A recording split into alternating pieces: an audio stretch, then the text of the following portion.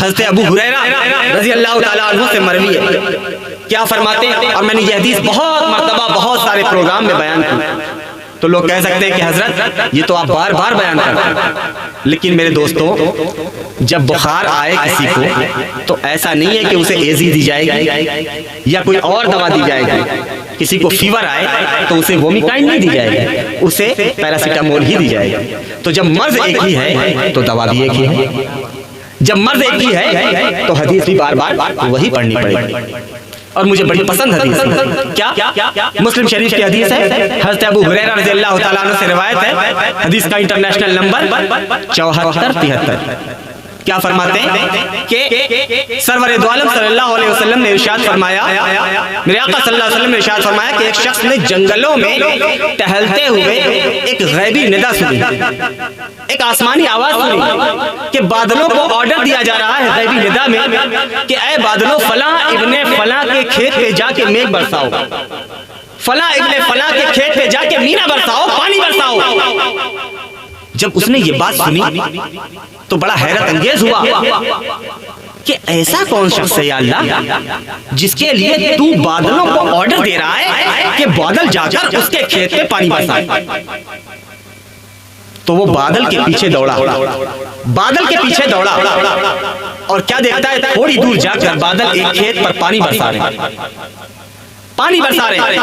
करीब गया तो क्या देखता है, बरसते हुए पानी को उसी खेत में एक किसान फावड़ा और कुदाल लेकर बराबर कर रहा है, इधर उधर कर रहा है। करीब गया जाके पूछने लगा कि ऐ अल्लाह के बंदे ये बता क्या तेरा नाम फला इब्ने फला है? अर्ज की हाँ मेरा नाम फला इब्ने फला है।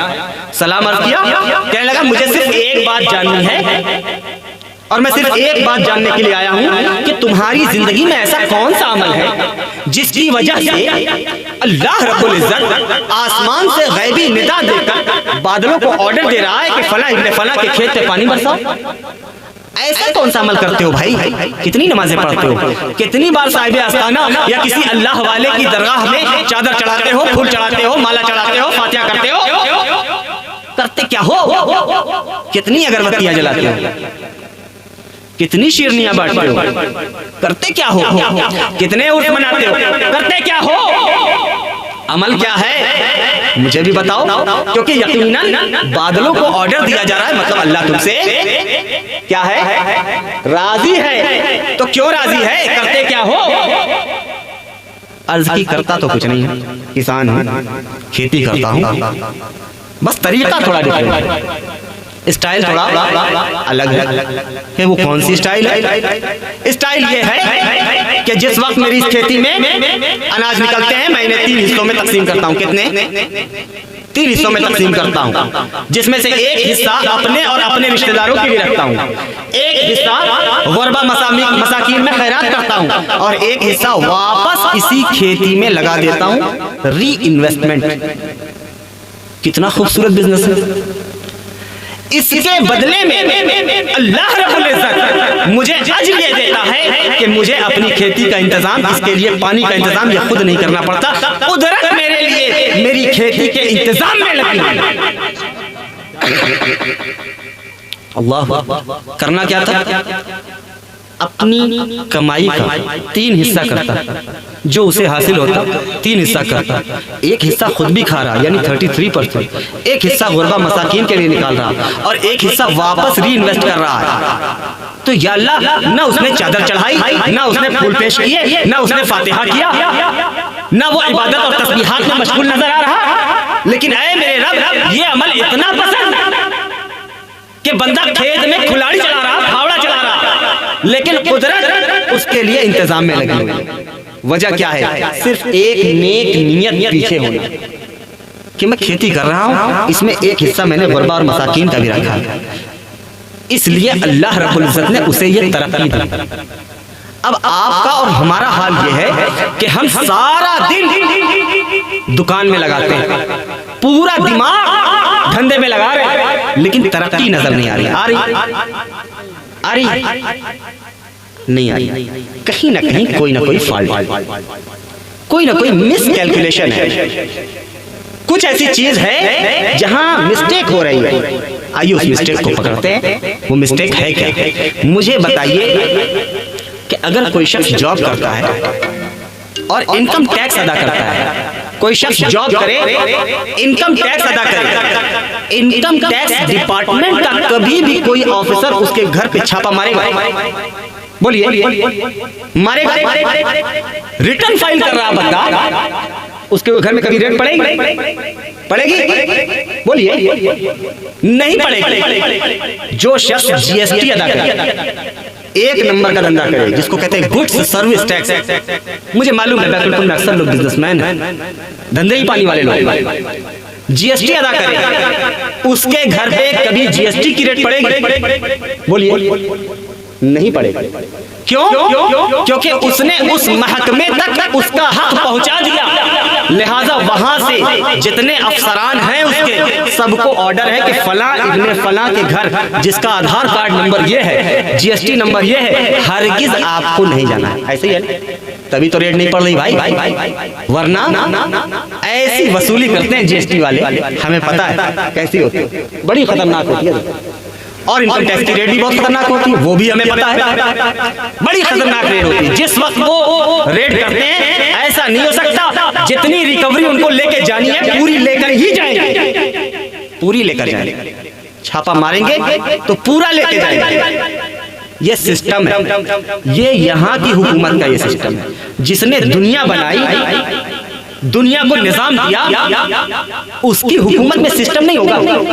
सोचने वाली बात, जिसने दुनिया बनाई, दुनिया को निजाम दिया, उसकी हुकूमत के पास सिस्टम नहीं होगा, उसके अफसरान नहीं होंगे। उसने जो टैक्स तुम पर लगाया तुमने अदा ही नहीं किया, और कितना लगाया? 12% जीएसटी से लेकर 18% तक जीएसटी है, इनकम टैक्स भी इसी तरीके से। लेकिन अल्लाह की हुकूमत ने जो आप पर टैक्स लगाया वो इनकम पे नहीं लगाया, सेविंग पे लगाया। इनकम पे टैक्स नहीं लगाया, सेविंग पे लगाया। यानी वो रकम जो साल भर आपके यहाँ महफूज है, वो सोना, वो चांदी, वो मवेशी, वो माले तिजारत जिसे आप बेचते हो, जिसे गुड्स कहते हो, उस पे अल्लाह रब्बुल इज्जत ने ज़कात लगाई। कितना लगाई? कि आप अगर 100 रुपए का सामान खरीद के लाए हो तो आपको 50 रुपए रात में खर्च करना है। ऐसे ही है, 25 रुपए खर्च करना होगा। ऐसा है, कितना है? 2.5 रुपए। यानी 100 चावल के दाने अगर आपके पास हैं तो 2.5 चावल के दाने आपको निकाल के देना है। 100 चावल के दाने अगर आपके पास हैं तो 2.5 चावल के दाने आपको देने हैं। अब अपने दिल पे हाथ रख के देखो कि कितना बड़ा बखील मैं हो चुका हूं कि मुझसे ये हक अदा नहीं हो रहा, मुझसे ये हक अदा नहीं हो रहा, तो फिर हमारे घर में बरकत कैसे होगी? ये ज़कात जो है ये अल्लाह का कर्ज है तुम्हारे ऊपर, क्योंकि फर्ज है तुम्हारे ऊपर, फर्ज है ना, ज़कात वाजिब के हक में है, वाजिब फर्ज के दर्जे में। तो जो चीजें फर्ज होती हैं वो कर्ज होती हैं। मिसाल के तौर पर बेटी की शादी फर्ज समझते हैं, एक तरह का कर्ज समझते हैं या नहीं समझते? तो ज़कात फर्ज है, यानी अल्लाह का कर्ज है, इसे अदा नहीं करोगे, ये टैक्स अदा नहीं करोगे और सोचते हो उसकी हुकूमत के जो अफसरान हैं वो आपके घर पे रेड ना मारे, आपके घर पे बीमारी ना आए, आपकी गाड़ी के टायर ब्लास्ट ना हो, आपकी दुकान में शॉर्ट सर्किट ना हो, आपके गोदाम में आग ना लगे, आपकी बीवी के जेवरात चोरी ना हो। कितना अच्छा मिजाज लेके बैठे हैं हमारा। कैसे? आखिरत में जो होगा उसका अजाब अलग है, वहां एक अलग अजाब मुसल्लत है कि गंजे सर वाला एक नाग डसेगा, कितने कोड़े कब्र में पड़ेंगे वो एक अलग अजाब है, कितनी बार हथौड़े सर पे मारे जाएंगे वो एक अलग अजाब है, कितने दिनों तक आग का जूता पहनाया जाएगा वो एक अलग अजाब है। दुनिया में एक अलग नुकसान है, उसे झेलना पड़ेगा, उसे झेलना पड़ेगा। मैं दावा नहीं कर रहा हूं, दावे को पलट के वादा कर रहा हूं, दावा नहीं कर रहा हूं, दावे को पलट के वादा कर रहा हूं। दुनिया की हुकूमत जो है अपने टैक्स काटने वालों को छोड़ती नहीं है, उसकी हुकूमत से बच जाओगे, उसकी हुकूमत से बच जाओगे, नहीं बच पाओगे, ना आप बचेंगे ना मैं बचूंगा। ये बात ऐसा नहीं कि मैं आज कोई नई बात कर रहा हूं, ये वही बात है जो आज से 1400 साल पहले आका सल्लल्लाहु अलैहि वसल्लम ने बयान किया। उसे अदा करना होगा। आप कहे हजरत मैं तो अदा करता हूँ, मेरे यहाँ बहुत साईं फकीर गुरबा मसाकीन आते रहते हैं, मैं उन्हें सदका देता हूँ, मैं उन्हें ज़कात देता हूँ, मैं उन्हें माल देता रहता हूँ। अदा हो गया, अदा हो गया। आप जीएसटी जो है वो ले जाके पुलिस स्टेशन में अदा कीजिए, अदा होगी? बोलिए, होगी? इनकम टैक्स का जो टैक्स बनता है उसे आप आरबीआई की जगह एसबीआई में जमा करिए, अदा होगा? बोलिए, बोलिए, अदा होगा। तो ज़कात जहां देना है वो आप अपनी मर्जी के हिसाब से देंगे, सदक़े फित्र जहां देना है वो आप अपने कन्वीनियंस के हिसाब से देंगे, या इस हिसाब से देंगे कि मेरे बाप दादा बाबा पुरखा देते आए हैं लिहाजा मैं भी यहां दूंगा, या फिर जिसने आप पर ज़कात फर्ज की है उसके अकॉर्डिंग देंगे? बोलिए, जिसने फर्ज की है उसके अकॉर्डिंग देना पड़ेगा, वरना अदा नहीं होगा। अदा होगा? बोलिए, होगा? इस वक्त मौजूदा दौर में 52.5 तोला चांदी की कीमत 52,500 रुपए या 55,000 रुपए बन रही है, क्योंकि तकरीबन 1000 रुपए तोला चांदी चल रही है मार्केट में। तो 52.5 तोला की 52,500 रुपए या 55,000 रुपए। अब आप मुझे बताइए, दिल पे हाथ रख के, कौन ऐसा शख्स होगा शादीशुदा इंसान जिसके घर में 52,500 रुपए या 55,000 रुपए, मान लीजिए 55,000 रुपए की कीमत का जेवर नहीं है? कौन ऐसा शख्स? कोई ऐसा शख्स आपको नजर आता है जिसके घर में ये कीमत के गहने मौजूद नहीं है? और सिर्फ गहने की बात नहीं है, कितनी चीजों को मिलाकर ज़कात अदा की जाती है, ये मसला भी आज सुनते जाइए। आज के शब्द कुछ सुनकर जाइए, एक पैगाम लेकर जाइए, एक मसला सीख कर जाइए। क्या चीजें हैं जिन्हें मिलाकर इंसान को ज़कात अदा करनी रहती है? सोना, चांदी, पैसा, मवेशी। अगर प्लाटिंग के लिए जमीन खरीदी है तो वो जमीन भी, दुकान में 3 लाख 4 लाख का माल रखा है, किराना स्टोर का हो, चाहे वो बेकरी का हो, चाहे वो कपड़े का हो, चाहे जूते का हो, चाहे जिस चीज का हो, माल रखा है। इन 6 चीजों को एक जगह जमा कीजिए, suppose to be 2 lakh 4 lakh 6 lakh 10 lakh बनता है, तो जरूर आप पर ज़कात, जरूर आप पर ज़कात। इन चीजों के 2.5% निकाल कर दीजिए। और एक फैक्ट बता देता हूं, आपकी ज़कात अदा है या नहीं है, दुनिया भर में कुर्ता पैजामा दाढ़ी टोपी जुब्बा अमामा वाले को अपनी ज़कात देते फिरो, ज़कात अदा नहीं होगी। ज़कात कहां अदा होगी? ज़कात वही अदा होगी जो मालिके निसाब नहीं होगा, उसे दोगे तभी अदा होगी, वरना नहीं अदा होगी। लोग समझते हैं आकिल में आए हैं, उनके मदरसे में ज़कात दे दूं ज़कात अदा हो जाएगी। सुनो, अल्लाह ने पहला हक तुम्हारे रिश्तेदारों को रखा है। मत दो मेरे मदरसे में ज़कात, मत दो मेरे मदरसे में सदक़े फित्र। तुम्हारे ऊपर दीन ये लाजिम करता है कि तुम पहले अपनी ज़कात अपने रिश्तेदारों को दो। किसे दो?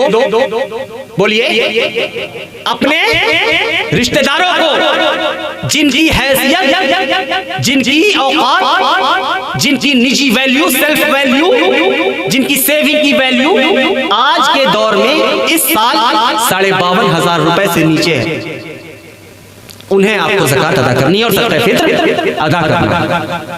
और एक और बात, जहां आपकी ज़कात और सदक़े फित्र अदा होगा वहां आपको तरक्की दिखेगी।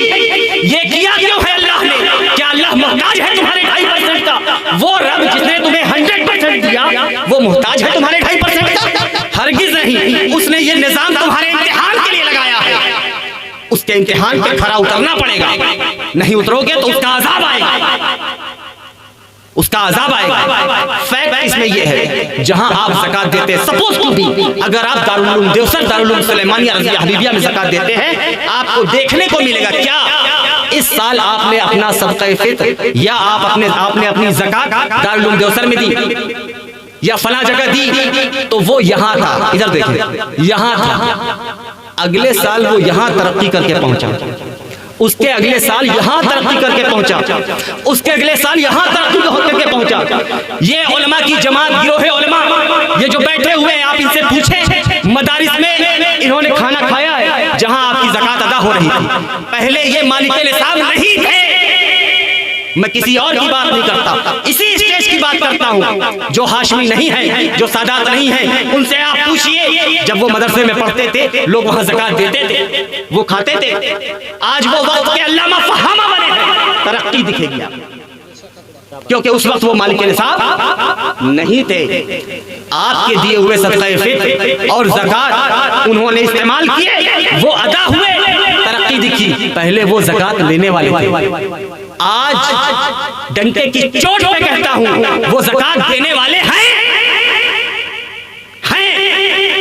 ज़कात दे रहे हैं।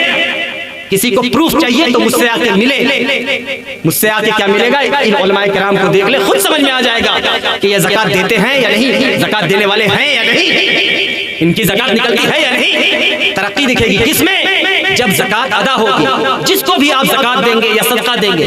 और एक बात और जान लें, लोग समझते हैं बड़ी खूबसूरती से आपका ये कह देना कि हजरत मुझ पर ज़कात नहीं है, सदका 3 ठो ले लीजिए, सदका 5 ले लीजिए।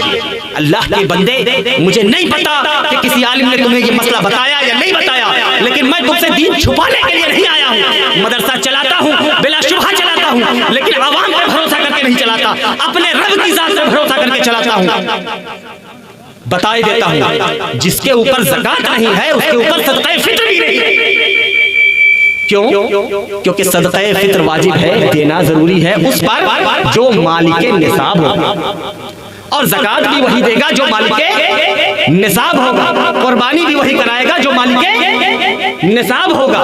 या तो वो ज़कात देगा या ज़कात लेगा, यानी 2 हैसियतों पे अल्लाह ताला ने आपको रखा है। या तो आपके हाथ को अल्लाह ताला ने यूं रखा है, या अल्लाह ताला ने आपके हाथ को यूं रखा है, और इसमें कोई शक की बात नहीं। अगर आप ज़कात लेने की हैसियत में हैं तो उसका बबांगे दोहल ऐलान करिए, चंद लोगों से ही सही आप उसे बताइए कि मेरे भाई, मेरे हालात बहुत बुरे हैं, तुम इस साल अपनी ज़कात मुझे दे दो। ऐसा नहीं हो सकता कि इतने बड़े मजमे में, इतने बड़े इलाके में 20 लोग 25 लोग आगे आए और अपने 5-5 लाख की ज़कात यानी 5-5 हज़ार रुपए एक जगह जमा करके 1 लाख या 2 लाख या 3 लाख बनाएं, और किसी एक ऐसे शख्स को पकड़े जिस पर ज़कात अदा हो जाए, उसके लिए एक धंधा तैयार करें, चाय की टपरी तैयार करें। नहीं हो सकता? बोलिए, नहीं हो सकता क्या ये काम? आप अगले साल देखेंगे इतनी बरकत उसके धंधे में होगी कि पिछले साल उसने ज़कात और सदका लिया है, इस साल वो ज़कात और सदका देगा, देता हुआ नजर आएगा। तो ये बात कैसे कही जा सकती है कि हजरत ज़कात मेरे ऊपर नहीं है, सदक़े फित्र ले लीजिए। मेरे भाई, अगर ज़कात नहीं है तो सदक़े फित्र भी नहीं है। अगर नहीं है तो इसका क्या मतलब, आप लेने वाले हैं क्या, ज़कात और सदका। अब अपने दिल पे हाथ रख के पूछिए, क्या वाकई आप ज़कात और सदका खाने वालों में आते हैं या ज़कात और सदका देने वालों में आते हैं? बिलाशुबहा मुझसे अपनी पूंजी छुपा लोगे, इनसे छुपा लोगे, अपने सगे संबंधियों से छुपा लोगे, लेकिन उसकी हुकूमत से जो आलिमुल गैब व शहादा है हरगिज़ नहीं छुपा सकते। जब उससे नहीं छुपा सकते तो उसके अफसरान आएंगे, जब वो आएंगे बिलाशुबहा अज़ाब लेकर आएंगे। घर में बीमारी आएगी, घर में तंगी आएगी, बेटा बीमार होगा, बाप का एक्सीडेंट होगा, खेत में अनाज में आग लगेगी, खेतियां जो है वो पाले में सड़ेंगी, धंधा चौपट होगा, मार्केट गिरेगा, शेयर बर्बाद होगा। ये काम होगा। फिर आखिरत में क्या, वहां जो सांप और बिच्छू बैठे हैं कब्र में, यही जेवरात औरतों के, ये उनके लिए सांप और बिच्छू बन के उन्हें डसेंगे। कितने दिन डसेंगे? 5 मिनट डसेंगे, 1000 साल तक। एक वक्त की नमाज छोड़ो, पता चलो 70,000 साल तक अजाब में गिरफ्तार, आग में गिरफ्तार रहोगे। उसके बाद साहिब आस्ताना तुम्हारी शिफात करेंगे, उसके बाद गौस पाक तुम्हारी सिफारिश लगाएंगे, उसके बाद तुम्हें निकाल के जन्नत में डाला जाएगा। पहले ये अजाब झेलना पड़ेगा। नारे तकबीर, नारे रिसालत, मसलके आला हजरत, आला हजरत, नारे तकबीर, नारे रिसालत। पहले ये अजाब झेलना पड़ेगा। मैंने ये बात आप तक पहुंचा दी, और मैं बबांगे दोहल ये कह रहा हूं, मत दीजिए आप मेरे मदरसे में, पहले अपने रिश्तेदारों को ही दीजिए। लेकिन जहां आप देंगे वहां आप तरक्की देंगे, देखेंगे। अब आप मुझे बताइए, कितने सालों से आप अपने सदक़े फित्र किसी को देते आ रहे हैं? मदरसे में दिया, मदरसे को आप देख रहे हैं, यहाँ था, यहाँ आया, फिर दिया, यहाँ आया, फिर यहाँ आया, फिर दिया, यहाँ आया, फिर दिया, यहाँ आया। तरक्की दिख रही है नहीं दिख रही? दिख रही है। लेकिन कोई है जिसे हम अपने सदके दे रहे हैं, ज़कात दे रहे हैं, सदका फित्र दे रहे हैं, लेकिन तरक्की नहीं दिख रही। यहाँ था फिर यही है, यहाँ था फिर यही है, यहाँ था फिर यही है। पता चला ज़कात सदका अदा नहीं है। नारे तकबीर, नारे रिसालत, नस्र के आला हजरत, फैज़ाने आला हजरत, उलमाए इकराम, नारे तकबीर, नारे रिसालत। ज़कात सदका अदा नहीं है। सिरातल लज़ीना अनअमता अलैहिम, रास्ता उनका जिन पर अल्लाह ने इनाम किया, उनका रास्ता चलना थोड़ा टफ है। जिस वक्त नमाज पढ़ोगे मेहनत लगेगी, जिस वक्त रोजा रखोगे पेट में तकलीफ होगी, जिस वक्त ज़कात दोगे चुभेगा कि 2.5 रुपए हक हलाल का कमाई है, पैसा है, मेहनत से कमाता है, निकालो और इसी को कुर्बानी कहते हैं। जिस वक्त बकरा कुर्बान करोगे, ज़बीहा अल्लाह की राह में दोगे तो पैसा लगेगा। कुर्बानी यही है कि जो खटके आप अपने दोस्त के लिए, दोस्त के घर की शादी हो, आप चले जाएं, हाँ थैला के घूम रहे हैं, हाँ भाई खाना खिलाओ उधर, हाँ भाई ये करो, ये कोई कुर्बानी है? ये कोई कुर्बानी? कुर्बानी तो ये है कि 3 दिन पहले से खड़े हैं, शामियाना भी लगवा रहे हैं, पिंडाल भी लगवा रहे हैं, दूल्हे का जो है स्टेज भी सजा रहे हैं, कहीं कुर्सियां घट रही तो कुर्सियां भी लगा रहे हैं, हाथ में बाल्टी उठाकर चम्मच उठाकर खाना भी बांट रहे हैं, सारा काम कर रहे हैं। फिर रात में 2:30 बजे तक उसके दरवाजे पे खड़े भी हैं, फिर सुबह 6 बजे वापस आ गए। ये है वक्त की कुर्बानी, जिसमें लगती है क्या? मेहनत, लगाना पड़ता है क्या? दिल। ये क्यों काम करते हो?